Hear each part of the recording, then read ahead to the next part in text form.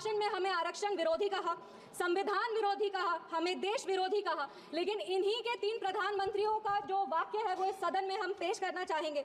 सबसे पहले जवाहरलाल नेहरू जी ने 1961 में लिखा था, I do not like reservation in any form, especially reservation in jobs. I am against any such step that promotes inefficiency and takes us towards mediocrity. दूसरा इंदिरा गांधी जी ने, नीरज चौधरी जी की एक किताब थी हाउ प्राइम मिनिस्टर डिसाइड्स, उसमें उन्होंने कहा था अपने तब के लॉ मिनिस्टर शिवशंकर जी को कि एक ऐसा ATR तैयार कीजिए कि सांप भी मर जाए और लाठी भी न टूटे। ये मंडल कमीशन के रिपोर्ट पे उन्होंने कहा था। तीसरी राजीव गांधी जी ने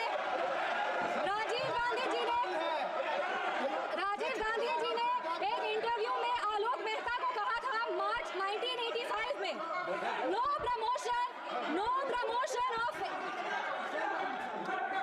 राजीव गांधी जी ने एक इंटरव्यू में जर्नलिस्ट आलोक मेहता को कहा था मार्च 1985 में कि no promotion of idiots in the name of reservation, and that promoting idiots in the name of reservation would harm the entire country. ये इनके 3 प्रधानमंत्री थे और देश 37 साल इनके प्रतिनिधित्व में था और इन्हें लगता था कि आरक्षण से इस देश में सेकंड ग्रेड सिटीजन आते हैं।